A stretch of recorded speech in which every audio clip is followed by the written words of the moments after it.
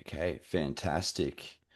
Well, guys, I have welcome back to the show. First of all, it's been a little bit of a while since we've done an episode of Faith from Fiction. I'm very excited for this episode because we are finally Hmm. doing an episode on Festivus. And some of you are probably thinking, Jake, what is Festivus? What is this? I've never heard of this. People who are fans of the very, very popular 90s sitcom Seinfeld, probably the best sitcom of all time, let's be honest, will be very familiar with Festivus. Yeah, the person I've got here is one of the leading authorities on it. And what is Festivus? Well, in the Seinfeld episode titled The Strike, George's father has created his own religious holiday called Festivus. That episode was based on the writer Dan O'Keefe's own father, Daniel O'Keefe Sr.'s own holiday that he had created, and his son wrote into the show. Our next guest is one of the leading authorities on Festivus. He's even been quoted in the Los Angeles Times and on USA Today. He has promulgated Festivus to the rest of us, most of all with his website, festivusweb.com. He's also the host of the Festivus podcast, and he also wrote one of the magnum opuses, a hell of a codex for all people interested in celebrating Festivus, called Festivus, the book, a complete guide to the holiday for the rest of us. It is my pleasure to welcome to the show the one and only Mark Nelson. Mark, Well, thank you, Jake. Thank you. It's nice to meet you. you too. Now, first of all, how you going today, mate? How you feeling? It's evening there in Canada, is that right? Yeah, it's Friday evening, so let's party. Awesome. And so you're also just a little bit more about your background. You also did you serve in the Navy? Did I get that somewhere Yeah, correctly? I did serve 26 years in the Canadian Navy, so and retired from the Navy in 2006, right around the same time when I built the Festivus web. Not There's not any connection between the two, by the way. Yeah. I work at Red River College here in Winnipeg, Canada, and I look after the library systems at the college. Awesome. So you're just surrounded by books all the time, I'm sure. Oh yeah. Yeah, my office is in the middle of books. So Amazing. I love that. So just to kick things off, for people who aren't aware, because maybe for the younger audience, people who didn't grow up in the 90s, what is Seinfeld? And when was the first time you ever saw Seinfeld? I think I started watching Seinfeld from the first season because I'm a fan of television and comedy. I like television comedies, and I try to catch most of them these days. Even of course Seinfeld hasn't been on the air since 1998. Yeah. Its run was 9 seasons, and then they said we've done enough, and they gave up. Now the episode that people are talking about with Festivus occurred in the ninth season, the final season, right in the middle of the final season. And it's still to this day very funny, very loved and beloved Hmm. by Seinfeld fans and others. Mm, And it's the holiday of Festivus. You already described that the writer Dan O'Keefe got it from his father, hmm. the idea, but that holiday of Festivus has become mainstream now. Yeah. And I find you don't have to explain it anymore. People know where it's from and they know Mm. what it's about. Fantastic. And just curiously, Festivus obviously being like a bit of a parody of a religious holiday, and we'll expand more upon the, Mhm. the O'Keefe family and Festivus and how it's like sort of permeated through pop culture later in the interview.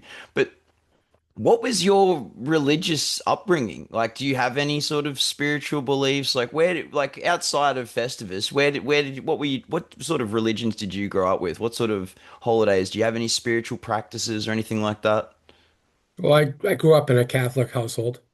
Yeah. And so, of course, my family celebrated Christmas. And my family still does celebrate Christmas. So, I mean, it's not like we've given up on Christmas. It's very important to us. Hmm. But Festivus, my family. We celebrate Festivus every year. We have since 2005, Hmm. and we do it because it's a whole lot of fun. Yeah, You know, of course. we have a whole lot of fun and a lot of laughs, and it's another, you know, as a family, it's another reason to get together. Uh, Nice. so you kind of want to make these reasons to get together, so just so you don't lose touch with each other, and this is one of them for us. That's cool. Festivus. I know like a lot of people still celebrate Festivus and they also celebrate Christmas, but there for some Festivus people, they're anti-Christmas. They're very anti they don't or you know it's an anti-capitalist and an atheist sort of real holiday for them so that they can still do something but they don't want to partake in the consumerism or they're not about like Jesus Christ and Christianity and Catholicism, that sort of thing. Have you noticed that as well? Oh, for sure. So Festivus is used as a anti-Christmas holiday by a lot of people. I mean, Mhm.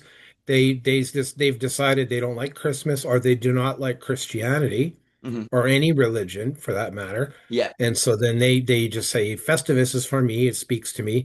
So that's why Festivus speaks to some people.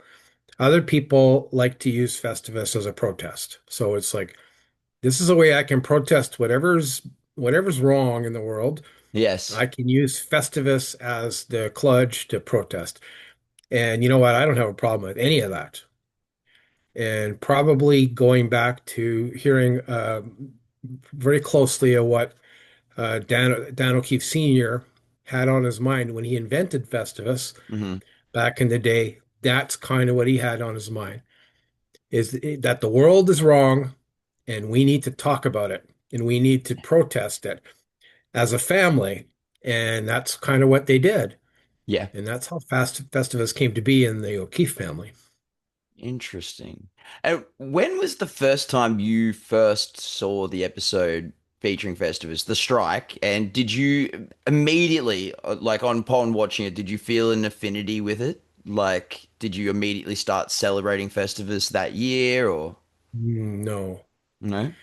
I watched it when it came out and I immediately laughed.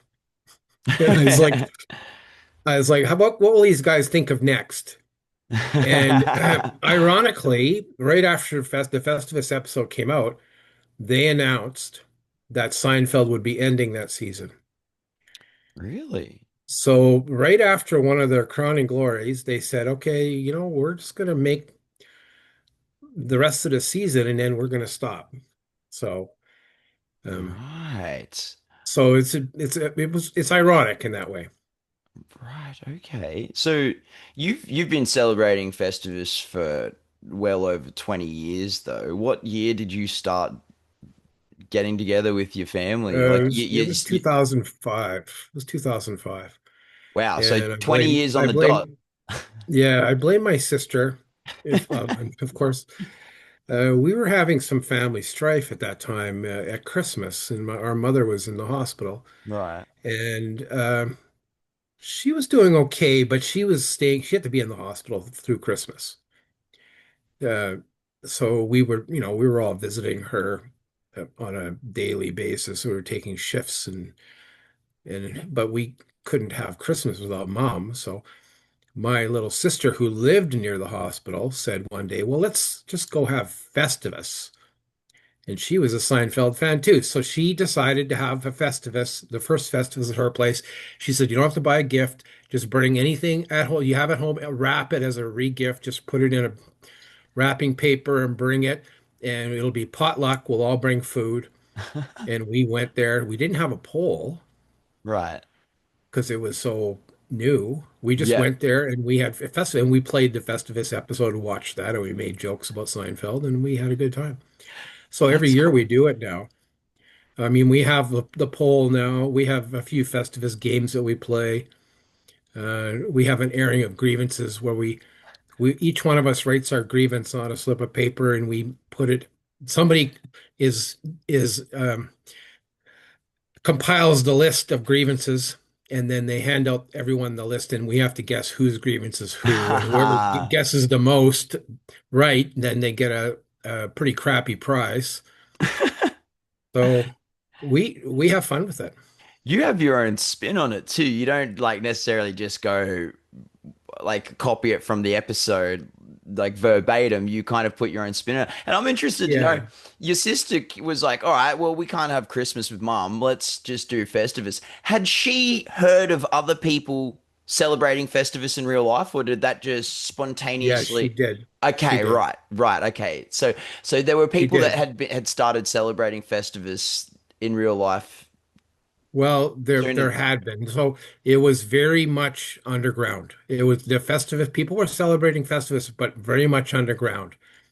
And in Christmas of 2004, so the year before this, there was an article written in the New York Times that described how people were starting to use Festivus as a celebration.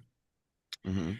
And that triggered a whole lot of people who were they were unaware of this underground movement, but now they were aware. Right. And my youngest sister, my little sister, Renee, her name's Renee, she said, "You know, Mark, I can't find much about Festivus online." And I said, "Well, I build websites. I can fix that." So I built a website and called it Nice. Festivus Web. And then that just continued on and snowballed and just went on and on and on. So, and it Right. goes on.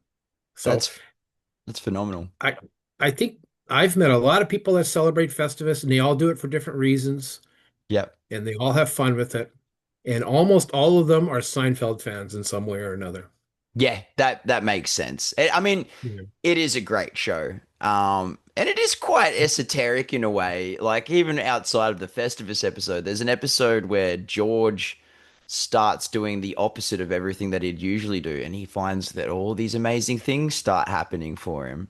And I've read about similar practices in actual like occult books. So Yeah. there is like a bit of Seinfeld is quite esoteric. Now, so we've already touched on this. Like Dan O'Keefe, he was a writer for Seinfeld, and it was based on his father, Daniel O'Keefe's own invented holiday of the same name. And you've actually interviewed Dan O'Keefe. I listened to your interview. I've listened to most of the episodes of the Festivus podcast. Mhm. Um, can you give the viewers a bit of a rundown on him and his father and how their personal family ritual came to be in this episode of Seinfeld? Well, Dan O'Keefe um, was a writer, a very, very young writer, and he wrote on for Married with Children. He wrote for the Drew Carey Show, and he was basically being seen as a very smart and young and funny writer at the time. And so he ended up getting a gig on the Seinfeld with Seinfeld, which was quite a feather in his cap. Mm, But he was joined up with some of the more senior writers, and basically he showed up. You have to show up for these pitch meetings and pitch things that could be in the show. So he didn't pitch it, but he had told one of the other writers about his weird family having a Festivus that his father had invented, and they thought it was funny, but Dan O'Keefe didn't think it was funny at all. In fact, he thought it was horrific, if anything.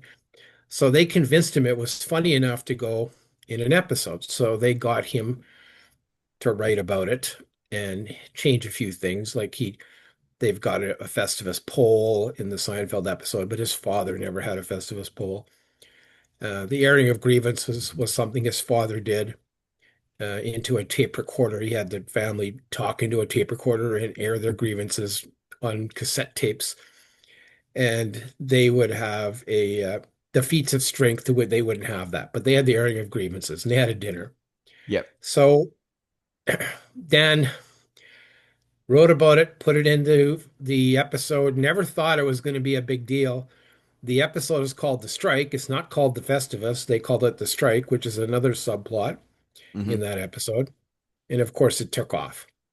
So Dan showed his father the episode. He didn't know what his father would think of it. His father just went, meh, I'm not sure why you needed to do that. And then a short while later, Dan discovered that it was getting popular.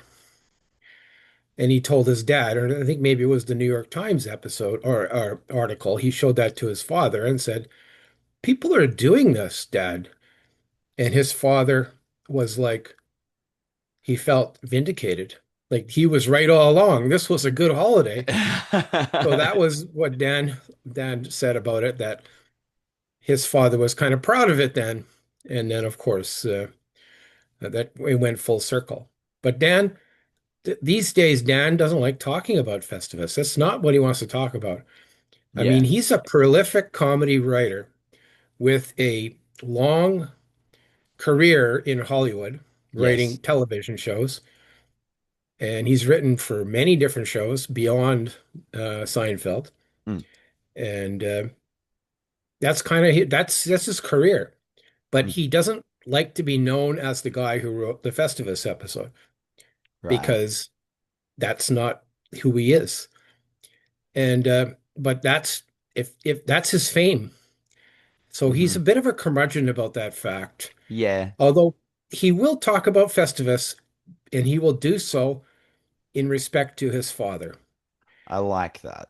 I And like that. he talks about Festivus as his father would want to talk Okay. about it. That's cool. That's cool. I Yeah. respect that because actually I would love to interview Dan O'Keefe, and if I got the opportunity to do that, my sole focus would probably be his father, essentially. Like, so I really Yeah. I like that. His father did some amazing things. What are some of the differences between the O'Keefe's Festivus, like the Festivus that Dan grew up with, and the Festivus that we see on the TV show? Because there are some quite a big differences. I know, like on the TV show, there's the pole, and then the O'Keefe's Yeah. they had the clocks or something. Can you explain the differences Yeah, they for had us, some weird Mark? stuff. They had a they Dan Jr.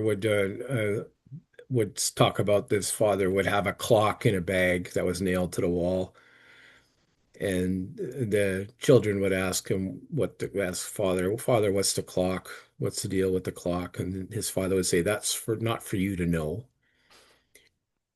You're not to know what the clock is about." Right. And so no one really knows what that. I mean, you can assume maybe, and I think that's what the whole deal was. It's you have to figure out your own meaning of a clock in the bag on the wall. Is it because time is fleeting? Is it because time is hidden or time Mm. is in the bag? I don't know. It's like that you put it together. I suggest you have a bunch of drinks and then figure it out because that's I think that'll work the best. They also had, of course, like I think I said, they had a tape recorder with the grievances, and those Yeah. tapes still exist. Oh, Dan O'Keefe wrote a book about Festivus published it in 2005, I believe.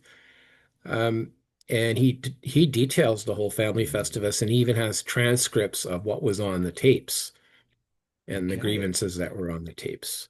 And so, what else? Like I said, they didn't have any feats of strength. That was something Seinfeld brought up Right. in his Seinfeld episode because it's zany. So something zany.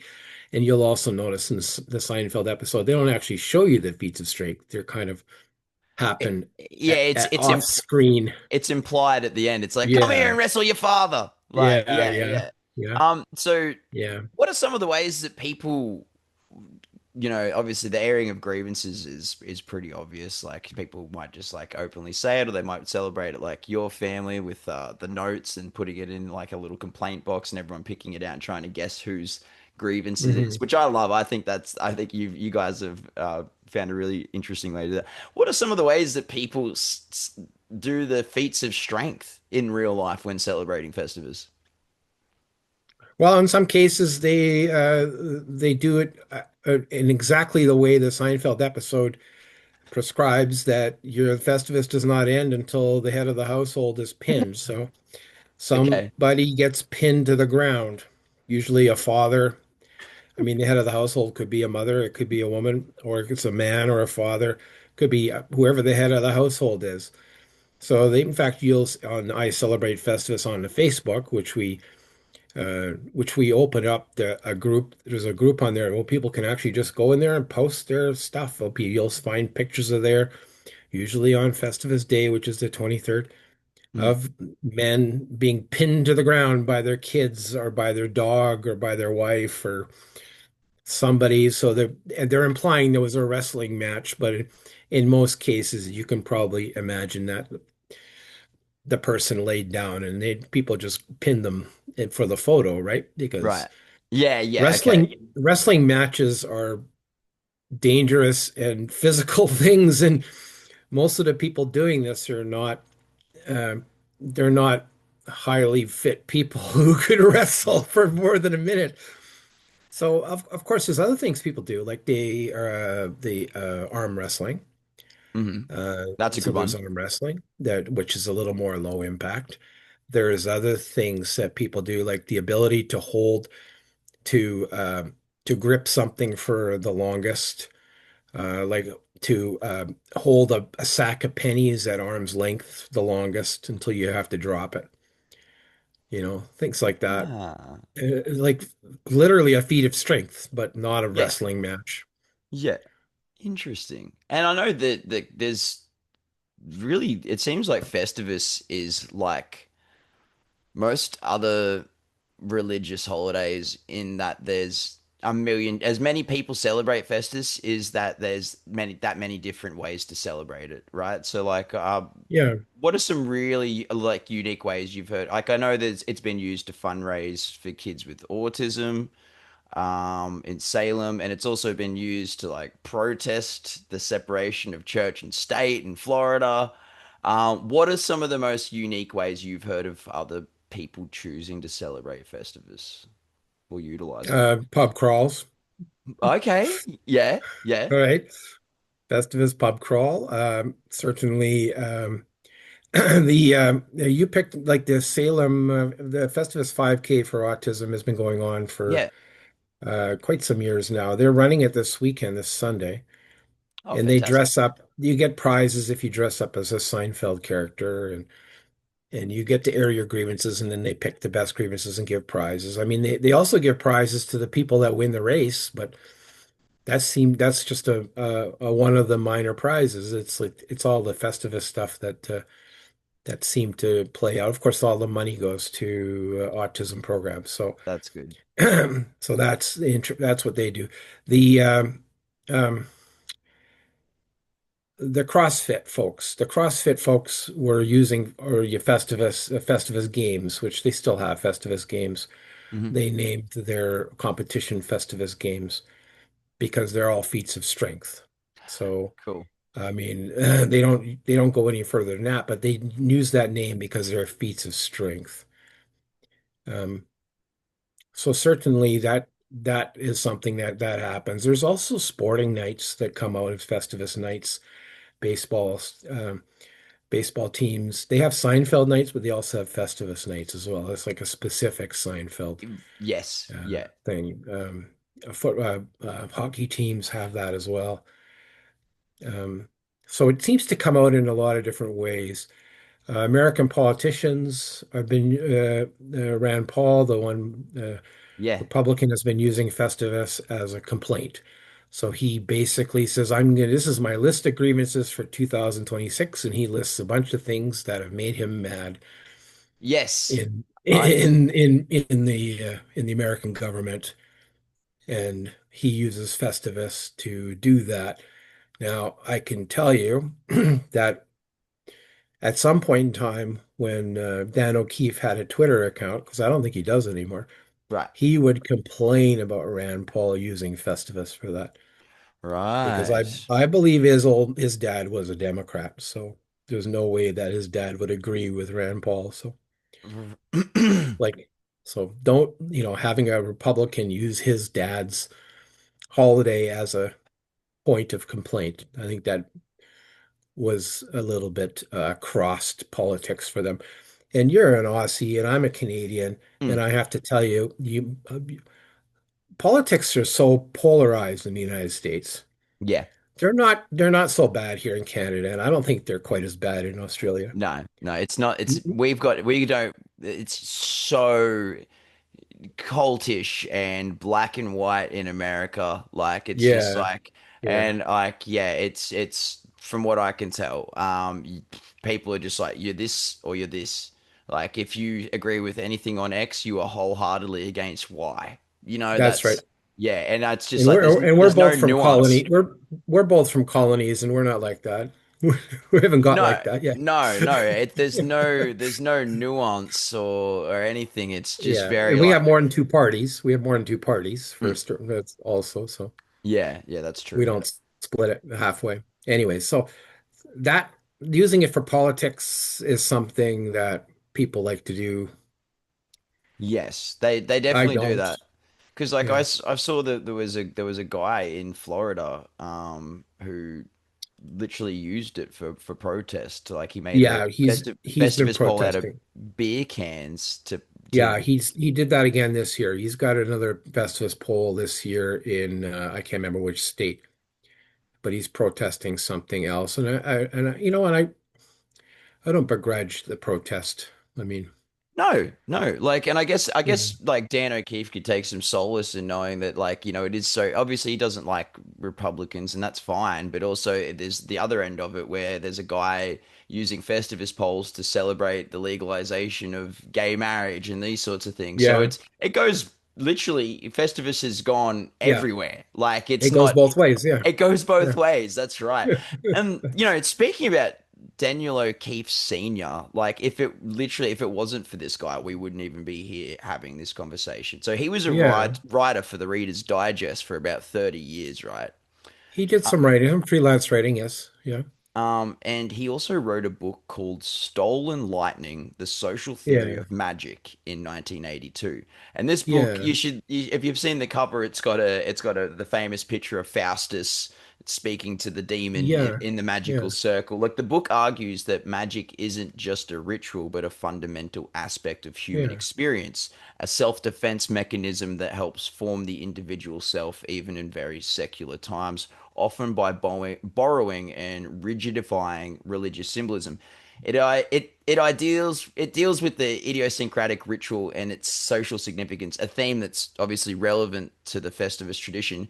Have you ever read this book? And does it surprise you that magic and occultism have a direct influence on Seinfeld in this way? Most people probably wouldn't make that connection. no, the connection is invisible to most people. Mm, That the book that his father wrote, Dan O'Keefe actually, he thinks that that's his father's crowning glory, not Festivus. 100%. Uh, It, Yeah, so there's that. Now, on the Seinfeld episode, in the script, you can see how when George first mentions Festivus and Jerry tries to get him to talk about it, and Jerry explains to the character Elaine that George's father created a holiday because he was against Christmas mm, and all the trappings of Christmas. I can't remember what the wording is, but he mentions that it was an anti-Christmas holiday. mm, But that's the last you hear of that in that episode. There's just yeah. that one line. There's one line, and that's it. So is Festivus anti-Christmas or anti-Christian? Maybe, but it's not part of the episode. It's not really Mm. built into the episode. It's the zaniness that's built in. Yeah. Yeah, it's the quirky sort of vibe Yeah. of it. But yeah, this book is basically him arguing that magic and ritual and like the magical power of words is something that permeates through every facet of culture, and just in the he kind of proved it by one of his rituals being written into the biggest show of all time, and then people celebrating it and not even realizing that they are, in a sense, performing a magical ritual, which is not a bad thing. I don't think magic and occultism are a bad thing. Anybody who's watched this show knows that. Like, a lot of the interviews we've done have been with people that are sort of in that world. Yeah, it's just an interesting connection that not many people would know. It's like it's almost like you could say that like Aleister Crowley influenced Seinfeld, and it would just like people just don't realize that, which I think is funny. I've never heard anybody say that, but yeah, you're right. You're onto something there. Yeah, and well, and like that happens a lot with things like a lot of things that permeate through culture, like The Matrix.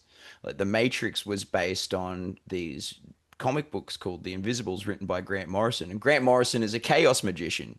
And if there's one movie that's gotten people questioning the nature of reality in the last like 30 or so years, 40 years, it's definitely The Matrix. Look, simulation theory is everywhere now, you know. People think we're like living in a video game. And then you look at something like V for Vendetta, which was based on a comic book written by Alan Moore, who's a ceremonial magician. Both of these guys very influenced by Aleister Crowley. V for Vendetta got made into a movie. It's probably one of the main things that's gotten people very much questioning authority figures in their government. Like, look at all the Guy Fawkes masks, like walking down the street when Anonymous does a march. That directly Yeah. comes. Both of these things are people who, and same with Festivus, all three of these things have had a massive influence on culture. And one of the things that you want to do as a magician is spread your influence far and wide. And I think Daniel O'Keefe has 100% done that. Like, starts with Stolen Lightning and ends up with you and me sitting here having a conversation about this. Like, it's kind of undeniable. Would you agree? Oh yeah, I'm fascinated by what your premise is, and I think you're onto something for sure. And Daniel O'Keefe, rest in peace. He had something, and I'm sure he'd be very happy to know that he was his going this far. In fact, his son said he was happy to know that it's gone this far. So he's probably from the spirit world is saying, "Yeah, look at that. I did it, and it's happening." You Definitely. know. If But you ever, mm, you're right, and there are other examples of that same concept occurring in through pop culture, isn't it? You're right about that. have you ever read Stolen Lightning? No. No, it's a hard book to find. I found a PDF version of it the other day, and I've just like leading up to our interview, I've been like sort of skim reading Oh, parts of it, so and like stolen lightning. yeah, stolen, bootleg, stolen lightning, bootleg lightning, illegally downloaded lightning. Um, It's probably very hard to find. I mean, yeah, it's out of print, and I mean, if you're going to find a used copy somewhere, I don't know how many were. I don't know how many were initially printed, and it's probably not in ebook format. Although you said you found a PDF, so maybe someone's digitized it, but yeah. yeah, But yeah, no, I'll look for it. it's a great book. It's definitely worth a read, and it's yeah, he proved what he was trying to get across in that book by Festivus becoming this thing that it did, which I think is phenomenal. Now, the number 20, anyone who's watched this show, my little Yeah. podcast, the number 23 seems to pop up a lot on this show. It actually has in every single episode so far. Um, and Festivus is colloquially celebrated on the 23rd of December. Is there any particular reason it falls on this date? Like the writers chose this date for the episode, or did the Well, O'Keefe's? that's actually pretty simple. The writers did not choose the 23rd. The production of Seinfeld chose the 23rd. Oh, Yeah. oh, The the initial episode aired, I think it aired on the 18th of that year, but in the script they said there's a big party next Tuesday at Frank's place. And the next Friday, or the next Tuesday after that episode aired was the 23rd. So, and I did ask Dan O'Keefe about that. That's one of the questions you ask these people. Say, what was the deal with the 23rd? I mean, hmm, was there anything secretive, what Easter egg is that? And it wasn't. It was just the day, just a day. And the 23rd, I believe, was a Tuesday that year. Maybe I could be wrong. My brain's getting old, but there was no meaning about the 23rd. yes, right, okay. But there's meaning to you because it keeps popping up in your life. So Yeah. There's a thing if you know the writer William Burroughs, he has a theory called the 23 Enigma. I think they even made a Jim Carrey movie yeah, about it. yeah, yeah, And like the previous episodes that we've done of this podcast is one was about I've done two episodes about dudism, which is yeah. that you would probably be aware of dudism, right? You Yeah. know, being a Yeah, I Festivus am. Yeah. guy, I'm sure you've come across that. Right. So in the Big Lebowski, the bowling lane that they use is always lane 23. Oh, is that Um, right? yeah, that's right. And then the first episode we did was about real life, you know, occultists and magicians taking influence from pop culture. And there's a group called the Temple of Psychic Youth, and they used to do all of their rituals on the 23rd because it was something from William Burroughs' writing. So like number 23 always pops up for us in this show. Um, Now, in 2022, there was an attempt at making Festivus a nationally recognized holiday with a petition at change.org. And there was even Yeah. a boost from the official Seinfeld social media accounts. Did you contribute to this? Did you have anything to do with this, Mark? Like, and would you? No. No, no. Okay. Would you like to see Festivus as a national or even an internationally recognized holiday, or even just a holiday that we in Canada? Like, how do you feel about that? I would be okay with it, but I mean, we have a lot of holidays already. I mean, I get the 23rd off from work because I take the day off, a vacation day.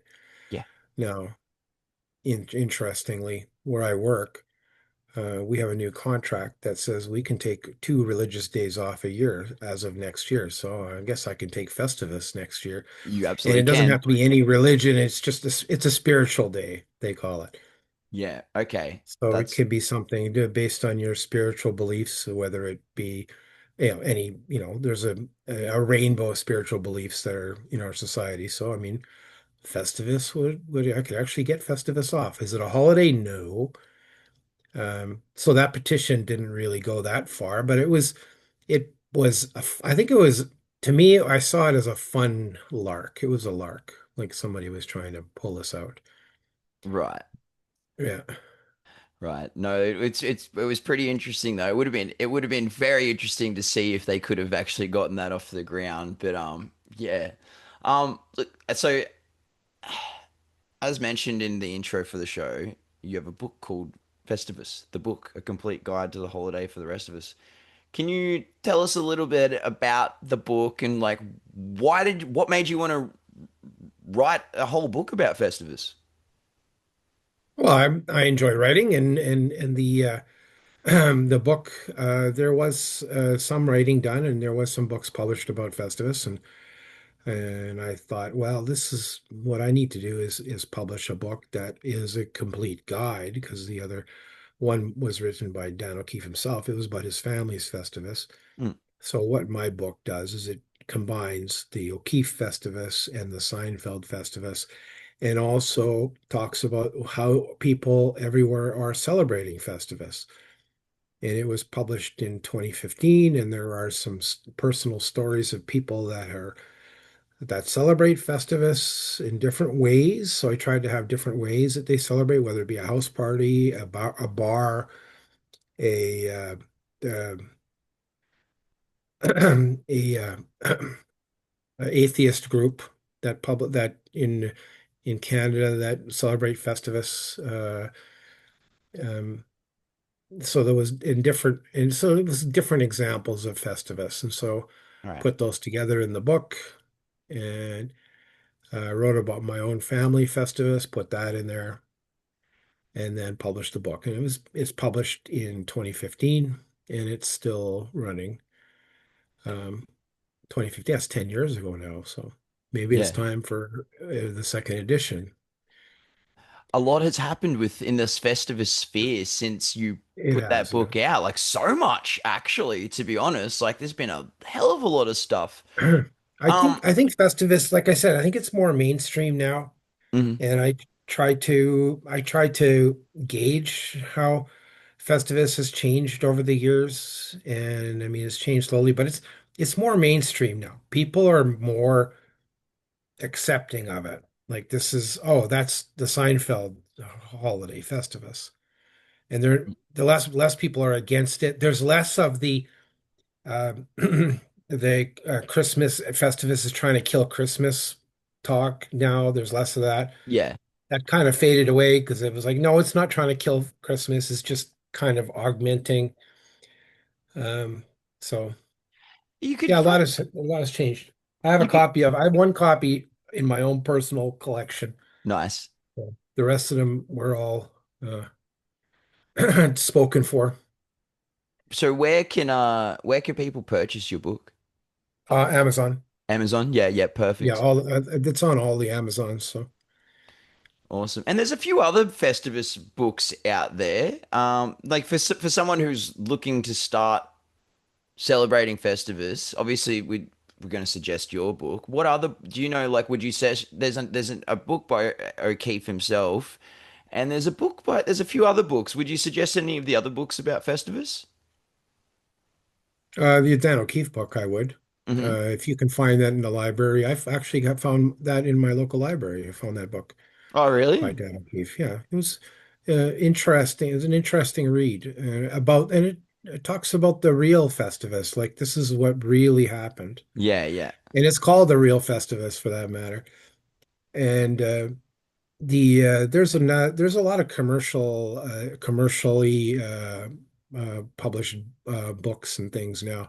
There's a Festivus board game that's been out I think my brother-in-law you has know it. for a while. It's I would call it an average board game. It's not that great. Came out this year. There's a Festivus pop-up book. They with the little windows, what do you call it, an advent calendar? And Yes, yeah. inside each one of the little windows, there's a little tchotchke or a little token or a little Festivus thing, like a little pole. And it's actually quite fun. I don't know if that's available in Australia. I know it's Um, available here in Canada. Possibly. I know the Festivus board game is here because yeah, my partner's brother, he literally has it. Like I've cited it and looked at it with myself.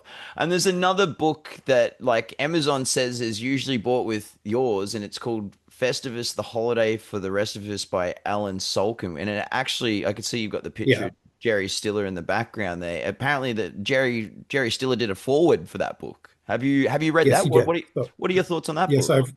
I've read it. It's it's uh it's a little bit more esoteric. It's not a guide about Festivus. It's just he just talks about Festivus. Right, okay. Salkin is an author, and he is actually the person that wrote the article that was in the New York Times that actually turned Festivus into a more of a public knowledge. Like he's the one who exposed it, and then he Right. wrote that book. And I can tell you a little bit of gossip because I like to do that. Let's go. He wrote that book, and Dan O'Keefe read that book, didn't like it, and Dan O'Keefe wrote his own book called The Real Festivus. Oh, And that's the snap. timeline of that. That's the timeline of that. And then Oh, that was in 2005. So 10 years later, I wrote the guide. I thought, well, there needs to be a guide. So I wrote a guide yes. for this. So, Yes, and there was books on the theory and the history, and you have a right. practical how-to book. Thank you for Yeah. doing that too. And I never got a forward on mine, although Dan O'Keefe wrote a recommendation, which is on the cover. Yes, I did notice that. So Yeah. there's about three different books. There's your book, there's the Alan Solkin book, and then there's Yeah. Dan's book. Very I would interesting. recommend Dan's book if you were going to go anywhere else. If you were going to read any of those three, I would read Dan's book. Right. Okay. Yep. There you go. Right. But for someone who wants to start practicing Festivus instead of just learning about it, probably go to your book because it's a Yeah, because you won't find anything about how to practice Festivus in Alan Salkin's book. right. Okay. Interesting. There you go. Oh, a bit of inside scoop there about the Festivus authors. Perfect. So we've also brought up, the people in the public sphere, openly celebrating or commandeering Festivus. The U.S. Representative Eric Cantor with the used a Festivus for a fundraiser. We already spoke about Rand Paul with his Festivus version of his waist report.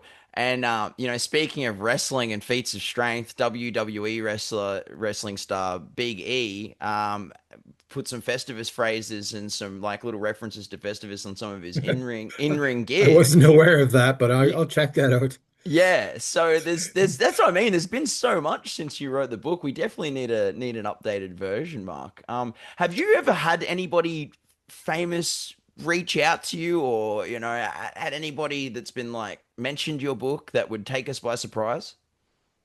Mm, not really. No. Not that I'm aware of. I mean, I'm not seeking that out. I mean, it was Dan O'Keefe himself that sought me out when after I built my website, the Festivus web, Dan O'Keefe went on that site and he sent me an email and said, you know what? There's some stuff on here that I need to tell you that's not quite right. Oh, So he started feeding me some information on how to, to make it a little more accurate. So I of course now I had contact with him. So we've gone back and forth over the years. He's done the same thing on Wikipedia. Okay. right.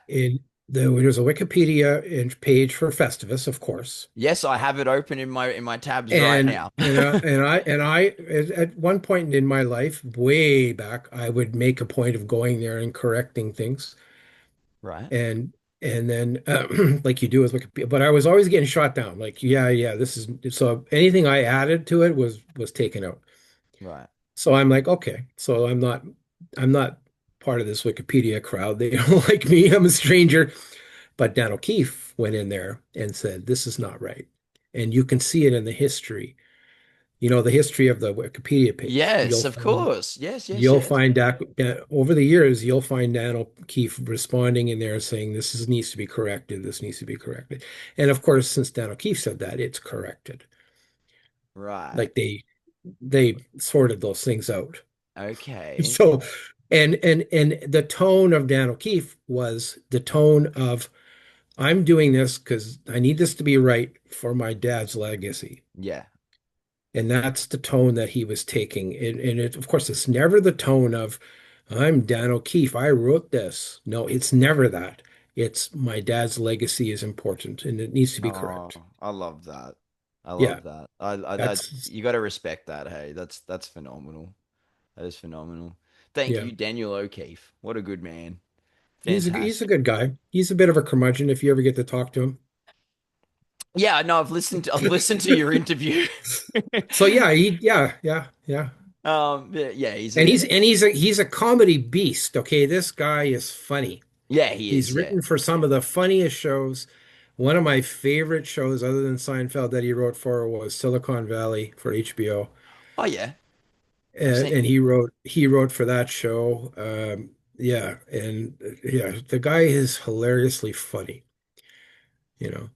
Yeah, absolutely, absolutely. I like the Drew Carey show. But yes, yeah, he's always working on pilots too. I know in that interview that you did with him, he was talking about he's got his hand in a few different cookie jars, and he's always Well, yeah, constantly working. Like he even said he's like yeah, my dad had the same job for Reader's Digest for 30 years. He's like I think I've had about 20 jobs in 30 jobs in 20 years or something like that. He said something to yeah. that The effect. nature of the TV writer, I guess. He does a lot of work with Mike Judge, who produces a lot of comedy shows. Mike Beavis Judge. and Butthead, Office Beavis and Butthead. Space, Yeah, man, so and good. We and love uh, Mike Judge. and I think Dan O'Keefe, you'll see him in the credits of the new Beavis and Butthead as one of the producers or advising producer or something like that. Yeah, So fantastic. he still has his hand in all that going. I mean, he might have slowed down a little bit these days. Maybe he's talking about retirement because we're all getting old. Yeah, So yeah, that happens. Do you think Festivus is going to continue to grow at the rate that it has been? Like it's because it honestly, there is that atheistic approach to Festivus too, where it seems like people that don't even necessarily know that it comes from Seinfeld, they're just like, oh, there's a religious holiday as an alternative to Christmas. Yes, sweet. Like, and there is that aspect of that avenue for people to get into it. Do you think it's going to keep growing? Because there's even people that aren't even really necessarily Seinfeld fans that want to celebrate Festivus these days. I thought it would die off about 10 years ago, Yeah, and it hasn't. it's got legs. It's got legs on it. That's Well, for one of the sure. things that I always thought about was that it might start to peter out when Seinfeld is not on TV anymore, but that has not happened. Seinfeld is still on syndicated. In You can still catch Seinfeld, of course, and Seinfeld's also on the streaming platforms as well. Even though it's 90s based, it's from the 90s, and some of the scene scenarios are not politically correct. They seem to just Yeah. continue on anyways, and no one's complaining about some of those 90s things that people don't, like to talk about these days. Yeah, So, yeah, yeah. yeah. I think it's like, they played reruns of, the Three Stooges and even like, the Beverly Oh, yeah. Hillbillies for eons and eons and eons. Like even when I was Yeah. growing up, I'd come home from school and flick on and there'd be the Beverly Hillbillies. I Yeah. think Yeah. like Seinfeld is gonna have legs on it where it might peter out like by the time I have grandkids, maybe. Like I think it's got some legs on it for sure. Yeah, so the Festivus is going to keep on going. And people are definitely enamored by the Seinfeldism of Festivus Hmm. and the things that are brought up in Seinfeld, like you have to have an aluminum pole and can't have tinsel because tinsel is distracting, which is Frank Costanza's take on tinsel. Even though he has a garland of tinsel hanging in his house, no one ever talks about that. You know, Yeah, that's it's of course, it's one of those inconsistencies of television producing, right? But it'll people they're almost religious about the Seinfeldism being a religion, and they know all the lines, and they hmm know the next line. If you give them one line, they'll tell you the next line and the next line. hmm And if you get one word wrong, if you give them a line and you get one word wrong, then you get told that's not right. Oh yeah. So, a cult? No, I've never called it a cult, by the way, but I've called Seinfeldism a religion, and it's definitely a religion for people that love to laugh and that think comedy is hilarious because that's what it's all about.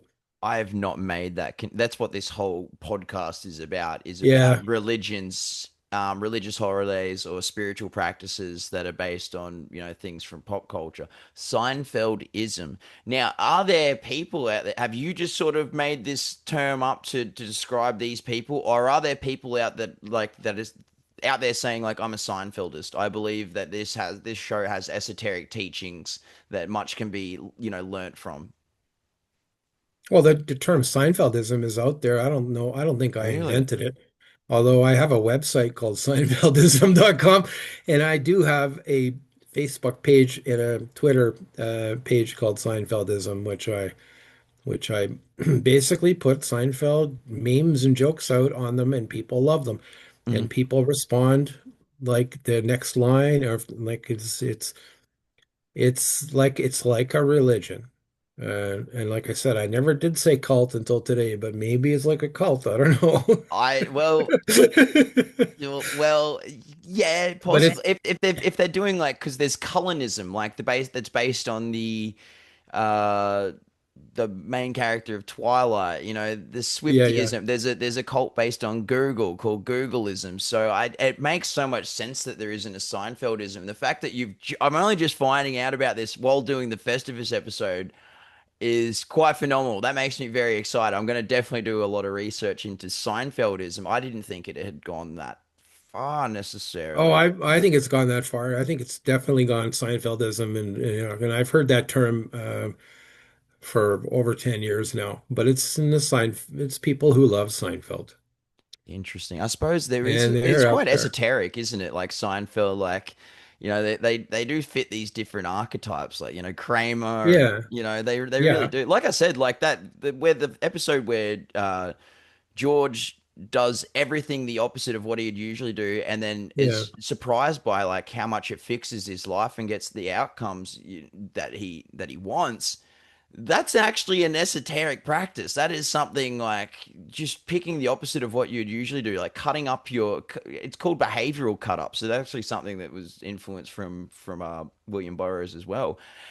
And it does have these effects, and like in real life. And George does that, and then you've got Frank being like Serenity now," which is, I guess, using a mantra. Yeah.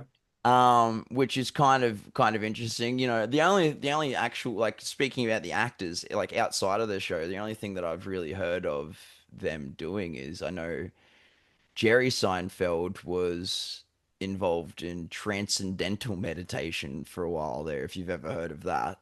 Yes, I have. Yeah, so that was something, and that's using mantras over and over again. So just imagine like Jerry Seinfeld in the 70s sitting there like I serenity think now, I serenity think now. he talked about that in his car show. Like his didn't he talk about that in one of his episodes of his comedians in cars Cars getting getting coffee? coffee. Possibly. Yeah. I've seen a video of him talking about it on a like a runway, a premiere of a movie or a show or something like that. He also spoke about, Yeah. funnily enough, we're talking about the cut up behavioral cut ups just a moment ago. He's the person who wrote that is called a person that started the Temple of Psychic Youth called Genesis Peorage. Jerry Seinfeld is actually one of the only people in mainstream media who I've seen talk about Genesis Peorage. If you look up Genesis Oh, Peorage, yeah. we've done our first episode was a lot to do with Genesis Peorage. Yeah, Jerry Seinfeld actually talks about Genesis Peorage on Comedians in Cars Getting Coffee, which blew my mind as well because Yeah. Jen did a whole cut up. Oops. Jen did a whole cut up thing with their partner where they like decided they wanted to be the same person and they did, cut up their life story and fused it together. Anyway, it's very, very interesting to hear Jerry Seinfeld trying to wrap his head around that sort of Well, thing. I don't know how you get Jerry Seinfeld on your podcast here, but you probably need to do that. That would I be don't know how you phenomenal. do it, but that's probably something you need to do. Um, Speaking of, the sort of esoteric aspects, have you experienced any Festivus miracles? Like, have you had any strange coincidences or synchronicities, like just meaningful coincidences? Like, that's odd. How did that happen? That were Festivus related? Well, not really, but I can tell you something about Festivus Miracle. Mm, Everything is a Festivus Miracle. okay. Like I was sitting at home one day and in my email, I got an email from this guy from Australia who wanted to talk to me about Festivus. It's another Festivus Miracle. Right. So that's how the That, Festivus Miracle that, goes. Everything is a Festivus Miracle. And that's in the spirit of the Seinfeld The Strike episode because Kramer manifests two Festivus miracles, and they're both innocuous, stupid things that he calls a Festivus miracle. yeah, So, so true. I mean, I've been trying to find somebody to interview about Festivus for a year. And actually, the day after you responded, I checked my post from Facebook, like that I'd posted a year earlier, and I was like, I'd posted a thing like, anybody here celebrate yeah, Festivus? Da yeah. da da da da. So just the fact that it was like nearly a year to the day later, I had booked that guy who wrote the guide on how to do Festivus was pretty incredible to me. Oh, it's Um, another Festivus miracle. I believe so. I like that. I like See, that. there you go. That's how it works. Phenomenal. Would you like an opportunity during this interview to air any grievances? I'd love if you did that, Mark. Could you air some grievances for us? Oh, geez, I had a grievance at the start of this pie. I thought of something that I could grieve, but Hmm. what was it again? I guess my grievance is my memory is not as good as it used to be. You know, for So fair. sure, for sure. Yeah. So fair. And so one last thing that we haven't really touched on is the Festivus food. Yeah. Which I feel like is important. Yeah. Festivus food and drink. Mark, how should people?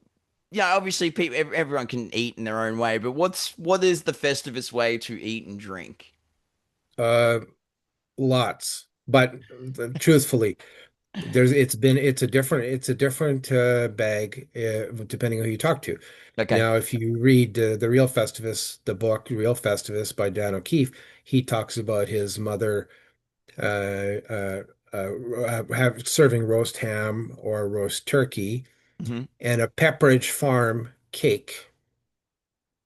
What's a Pepperidge Farm cake? We don't have that in It's Australia. basically a cake you buy at the supermarket in the frozen food section. It's a Right. chocolate cake, and I think he talked about it's a marble cake his mom used to get. Okay. and it's already iced and everything. It comes in a little tray, and you basically take it out of the freezer, you thaw it out, and then you cut it up and eat it for dessert.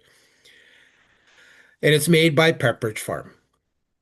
Right. That's the manufacturer. So people actually do that. They get a Pepperidge Farm cake. Now, we've done that. I've done that. In Yeah. fact, there's one of the somebody had did this once is they took a chocolate sheet cake and they took M&Ms and they wrote Festivus in M&Ms on it and they served that.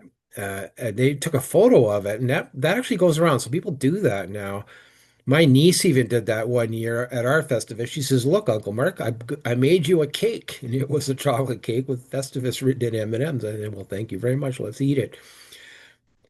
So they used the O'Keeffe traditions. Now other people use the Costanza traditions. Yeah. They serve meatloaf. Now back in the day when Seinfeld first aired, you couldn't tell it was meatloaf. It looked red on a white base, so people thought it was spaghetti. So they were serving Right. spaghetti because you couldn't tell it was meatloaf. But when the Seinfeld DVDs came out and all the seasons, you could see that because it was HD format, you could Yeah. see that it was meatloaf sliced up on lettuce. Right. Yeah, So on lettuce. people will serve meatloaf on a bed of lettuce. Now, why on a bed of lettuce? Well, I don't know, but I did have make friends. I've made friends with a gentleman who was a grip on the Seinfeld series. Like he worked as a props guy. Yeah. And his claim to fame was he was the one that put screwed the Festivus pole to the floor where Frank Costanza demonstrates the strength to weight ratio. He's the one who put the screws in and screwed it to the stage floor. Okay. And so I asked him, well, what about the dish? I mean, why on lettuce? And he said, well, he wasn't sure why exactly, but he thought it was something to do with the camera blocking, or no, sorry, the contrast. Yeah, contrast. Yeah, yeah, Yeah, so there was a production reason. So that made sense to me. And um, someone else explained to me, well, the Costanzas were a simple family. Serving something on a bed of lettuce gives it a little bit of class, rather than just the meatloaf in a pan. Like hmm maybe how you might have it if you have meatloaf at home, it might be served right out of the pan that came out of the oven. But at the Costanza, they put it on a platter, and they give it some presentation. So, so the Right. other thing that is served at that dinner is peas. So you'll see a lot of people say, "Yeah, we had meatloaf and peas for our Festivus." The O'Keeffes definitely have the more appetizing venture. Yeah, I suppose you could get the Pepperidge Farm cake and have meatloaf on lettuce. The other thing that we're missing is drink because George's boss is drinking out of a flask, right? Does anybody yeah, do the flask no, thing? yes. Yep. People will they say people will say, well, at Festivus you don't drink at Festivus unless you drink out of a flask. In other words, there's this focus on that part of the episode that it needs to be out of a flask. Right. The other thing that's important to a lot of people at Festivus is to serve any food that has been featured in Seinfeld. Uh, soups, Oh. soups, candy, junior mints, Ovaltine.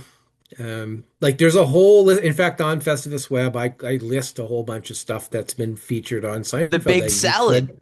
could. The big salad. In fact, when I go to Festivus next weekend, I'm bringing a big salad. That's my Oh, thing. I'm phenomenal. the big salad guy. So, It's fitting in uh, with the Seinfeld theme. I don't know if he ever actually said this in the show, but like something that's quoted to Jerry Seinfeld a lot is, "What's the deal with airplane food? Does does anybody bring food from like off of an uh, airplane? Does anyone gone like that little far?" bags of peanuts. Yeah, Yeah, I guess I've never seen that personally, but yeah, you could bring little bags of peanuts for sure.